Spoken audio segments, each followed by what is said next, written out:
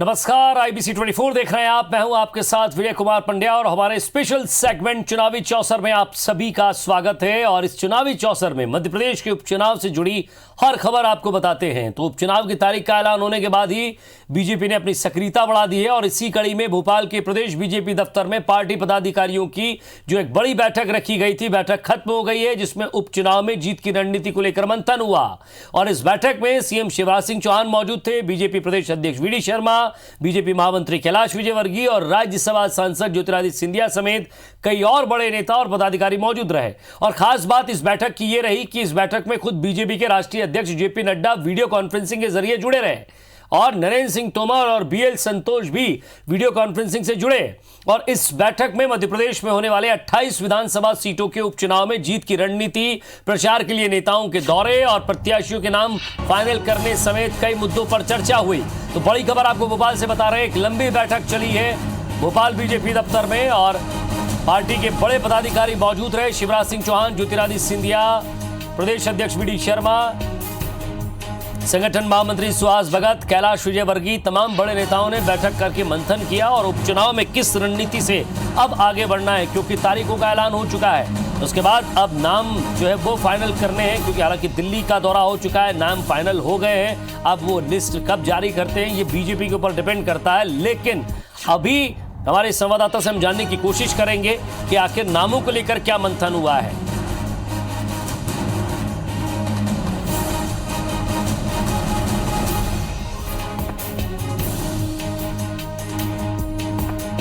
और ज्यादा बातचीत के लिए हमारे संवाददाता सुधीर डंडोतिया हमारे साथ जुड़ गए। सुधीर, बीजेपी पदाधिकारियों की बैठक खत्म हो चुकी है, बड़े नेता शामिल थे, सवाल ये कि कब तक इंतजार और करेंगे नामों को लेकर?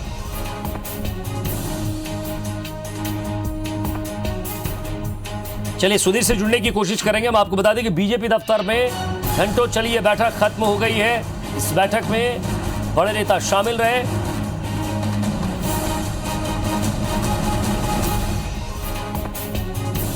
महासचिव जो पुनः दूसरी बार महासचिव बने ऐसे आदरणीय कैलाश विजयवर्गीय जी, मैं चाहूंगा कि एक बार उनके लिए हम सब लोग जोरदार तालियों से स्वागत करें। मध्य प्रदेश के गौरव,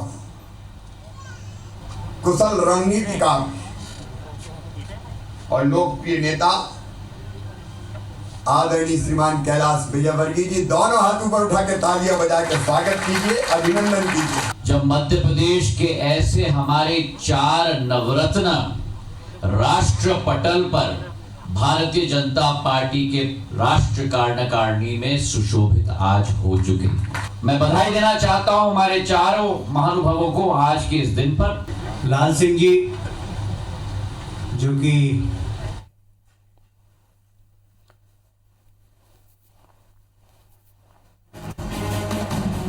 चलिए सुधीर हमारे साथ जुड़ गए हैं। सुधीर, लगातार बैठक चलती रही, मंथन होता रहा, टिकट को लेकर क्या बातचीत हुई, क्या आगे की रणनीति है बूथ सेक्टर पर, और साथ ही साथ अब प्रचार को लेकर क्या तकनीक अपनाएगी बीजेपी?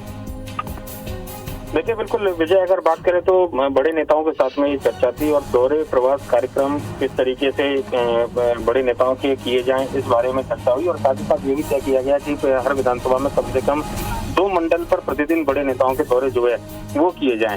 इसके अलावा अगर बात करें तो आज बैठक का जो दौर था वो लगातार काफी लंबा चला है। फिलहाल अगर बात की जाए तो जो पदाधिकारियों के साथ में जो बैठक थी वो खत्म हो चुकी है, पर लेकिन फिर भी टिकट के मंथन को लेकर अभी अंतिम दौर की चर्चा जारी है। बीजेपी के जो सीनियर लीडर हैं जिनको निर्णय लेना है टिकट को लेकर, वो बड़े नेता जिनमें मुख्यमंत्री शिवराज सिंह चौहान, प्रदेश अध्यक्ष वी डी शर्मा, इसके अलावा ज्योतिरादित्य सिंधिया और संगठन महामंत्री सुहास भगत, इनकी अब अकेले में चर्चा की जा रही है। जो पदाधिकारियों के साथ बैठक थी वो खत्म हो चुकी है, उससे पहले आम सहमति बनाने की कोशिश जो एक औपचारिकता थी, बाकी सीटों के नामों को लेकर लगभग उस बारे में भी चर्चा की गई। और साथ ही साथ नेताओं के प्रवास कार्यक्रम और जो स्टार प्रचारक के क्षेत्र में बुलाए जाए या फिर प्रदेश के नेताओं के प्रवास के कार्यक्रम जो बड़े कह रहे हैं जिन पर चुनाव जिताने की जिम्मेदारी है, उनके प्रवास के कार्यक्रम किस तरीके से बनाए जाए, इन तमाम बिंदुओं पर ये पूरी चर्चा रही है।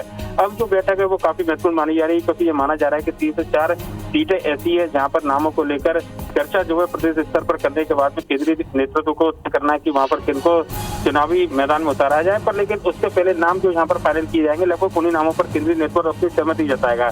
अगर सीट की बात करें, जौरा सीट की बात करें या फिर हम ब्यावरा सीट की बात करें, ये वो सीट है जहाँ पर माना जा रहा है कि उपचुनाव क्योंकि विधायक के निधन से खाली हुए हैं, लिहाजा यहाँ पर ज्योतिरादित्य सिंधिया या फिर कांग्रेस से आए हुए विधायकों का दावा नहीं बनता है। ऐसे में बीजेपी अपने कार्यकर्ताओं को टिकट यहाँ पर देगी, लिहाजा उन नामों पर विचार मंथन किया गया है। जौरा में कई दावेदार थे, पर लेकिन आखिर अगर नामों की हम बात करें तो सूबेदार सिंह सिकरवार है यहाँ पर, जो कि प्रबल दावेदार के रूप में, और ये माना जा रहा है कि लगभग उनका टिकट यहाँ पर फाइनल माना जाएगा। पर लेकिन कई सारे क्षेत्र के जो बीजेपी के विधायक है वो उनका विरोध कर रहे हैं, जिसके चलते यहाँ पर विरोध पास करने की कवायद भी की जाएगी। इस बारे में भी इस बैठक में चर्चा हुई है। इसके अलावा आगर मालवा में लगभग 2 से 3 दावेदार बने हुए हैं। यहाँ पर जो बंटी ऊंटवाल है, मनोहर ऊंटवाल के बेटे, उनका दावा सबसे मजबूत बताया जा रहा है। पर लेकिन रेखा रत्नाकर, इसके अलावा चिंतामणि मालवी और जो दूसरे तमाम दावेदार है, उन्होंने भी आज भी आकर बीजेपी प्रदेश कार्यालय में अपना दावा ठोका है। ऐसे में नेताओं को समझाइश भी दी जाए और नामों पर अंतिम रूप भी लिया जाए, ये विचार मंथन भी किया जाएगा। साथ ही साथ अगर बात करें तो ब्यावरा सीट जो कि गोवर्धन धारा की कांग्रेस के विधायक थे, उनके निधन से खाली हुई थी, वहां पर ही नाम को लेकर चर्चा की जानी है। आज भी राजगढ़ से कई सारे नेता इस टिकट की दावेदारी के लिए यहाँ पर आए थे, पर लेकिन माना जा रहा है कि नाराजगी पवार जो कि पिछले चुनाव काफी कम अंतर से हारे थे, उनके नाम पर सहमति बनती हुई नजर आ रही है। पर लेकिन अंतिम दौर की चर्चा है और देखना होगा इस चर्चा के बाद में टिकटों को लेकर क्या कुछ जो नाम है उन पर सहमति बन पाती है। पर लेकिन इससे पहले जो बैठक थी वो काफी महत्वपूर्ण बैठक, खासकर चुनाव की रणनीति को लेकर, बूथ मैनेजमेंट को लेकर, नेताओं के प्रवास को लेकर और प्रचार का जो तरीका है बीजेपी का, किस स्वरूप में किन नेताओं को कहां पर पहुंचाया जाए, इस बारे में विस्तृत रूप से चर्चा की गई और सभी नेताओं को अलग अलग क्षेत्र में चुनाव जिताने की जिम्मेदारी थी। जी शुक्रिया सुधीर। तो मैराथन बैठकों को दौर जारी है, एक बैठक खत्म हो चुकी है, दूसरी बैठक चल रही है और वही नामों पर मंथन हो रहा है। और सवाल ये भी कि जो लोग समीकरण बिगाड़ सकते हैं, टिकट की दावेदारी कर रहे हैं, उनको भी मनाना जरूरी होगा। बहुत बहुत शुक्रिया सुधीर तमाम बातचीत के लिए। और प्रदेश के 28 सीटों पर होने वाले उपचुनाव की तारीखों का ऐलान होने के साथ ही सरगर्मियां भी तेज हो गई हैं। आज भोपाल में बीजेपी की राष्ट्रीय कार्यकारिणी की जो टीम थी, जो जगह पाने वाले नेता थे, उनका स्वागत समारोह किया गया। राष्ट्रीय अध्यक्ष जेपी नड्डा की टीम में शामिल राष्ट्रीय महासचिव कैलाश विजयवर्गीय, अजा मोर्चा के अध्यक्ष लाल सिंगार्य, राष्ट्रीय सचिव बनाए गए ओम प्रकाश ध्रुवे, सह कोषाध्यक्ष और सांसद सुधीर गुप्ता का भोपाल में प्रदेश कार्यालय में स्वागत किया गया। इसके साथ ही राज्यसभा सांसद ज्योतिरादित्य सिंधिया भी भोपाल पहुंचे और सीधे संघ कार्यालय समीधा गए, जहां पर उन्होंने क्षेत्रीय प्रचारक दीपक विस्पुते से मुलाकात की। वहीं कार्यक्रम में बीजेपी के संगठन मंत्री हितानंद का भी परिचय कराया गया।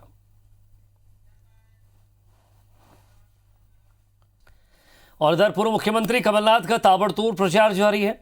कमलनाथ ने आज मंदसौर जिले की सुवासरा विधानसभा क्षेत्र के सिताबू में कांग्रेस प्रत्याशी राकेश पाटीदार के पक्ष में प्रचार किया और इस दौरान उन्होंने अपने कार्यकाल की उपलब्धियां गिनाई, साथ ही बीजेपी सरकार पर जमकर निशाना भी साधा। उन्होंने बताया कि किस तरह सौदेबाजी कर कांग्रेस की सरकार को गिरा दिया गया। कमलनाथ ने कहा कि उपचुनाव में जनता सौदेबाजों को कड़ा सबक सिखाएगी। कमलनाथ ने उपचुनाव को प्रदेश के भविष्य का चुनाव बताया। कमलनाथ ने 26 लाख किसानों की कर्ज माफी का दावा भी किया और बीजेपी को इस पर बहस करने की चुनौती भी दी। कमलनाथ ने चुनावी सभा को संबोधित करने से पहले कांग्रेस के मंडल और सेक्टर प्रभारियों की बैठक ली और इस दौरान उन्होंने कार्यकर्ताओं को चुनावी जीत के टिप्स भी दिए और कांग्रेस प्रत्याशी की जीत के लिए भी जी जान से जुटने की अपील की है। कांग्रेस के सम्माननीय अध्यक्ष महोदय नवगिरी पाटिल जी, पार्टी के सभी सम्माननीय साथीगण जो मंच में विराजमान हैं। मैंने कहा था हम किसानों का कर्जा माफ करेंगे और मैं तो शिवराज सिंह जी को कहता हूं आ जाएं, खड़े हो जाएं वहां सामने। साथ साथ मैं कहता हूं हमने 26 लाख किसानों का कर्जा माफ किया है। कहां तक आप झूठ बोलेंगे? मैंने मुआवजा दिया, कहां तक शिवराज जी आप झूठ बोलेंगे? अब तो विधानसभा में भी जवाब में कहना पड़ा, हाँ 26 लाख का कर्जा माफ हुआ है। मंडला पहुंचे केंद्रीय इस्पात राज्य मंत्री फग्गन सिंह कुलस्ते ने मध्य प्रदेश में होने वाले उपचुनाव की तुलना कुश्ती के मैदान से कर दी है। फग्गन सिंह कुलस्ते ने कहा कि उपचुनाव बीजेपी और कांग्रेस के लिए दंगल है। जो अच्छा हम किए हैं उसको लोगों ने स्वीकार किया है। मध्य प्रदेश की जनता ने शिवराज जी की सरकार को स्थायी प्रदान करना और सहयोग करना ये जनता ने तय कर लिया है। इसलिए सरकार रहेगी, हमारी संख्या बढ़ेगी, हम जीत करके आएंगे। और देवास जिले की हाटपिपलिया विधानसभा सीट पर चुनावी सरगर्मी बढ़ गई है, जहां कांग्रेस जोर शोर से प्रचार में लगी है। कांग्रेस प्रत्याशी राजवीर सिंह बघेल लगातार जनसंपर्क में जुटे हुए हैं।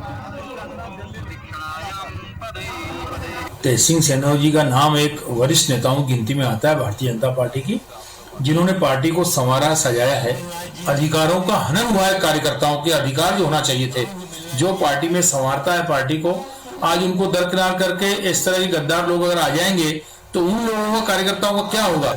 ये निवेदन किया है कि पार्टी टिकट नहीं देती है तो फिर मुझे निर्दलीय ही लड़ना पड़ेगा। और पिछली बार मैंने फार्म वापस लिया था शिवराज सिंह जी के कहने से, लेकिन इस बार यदि मैंने फार्म भरा तो फिर मैं वो फार्म वापस नहीं लूंगा और लड़ूंगा।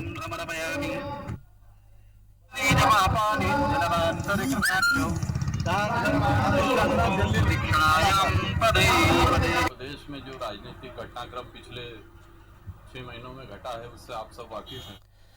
तो जरा छत्तीसगढ़ की भी बात कर ली जाए। चुनाव की तारीखों के ऐलान के साथ ही मरवाई का सियासी पारा गर्म हो गया है। मरवाई में इस बार सत्ता, सम्मान और साख की सीधी लड़ाई है।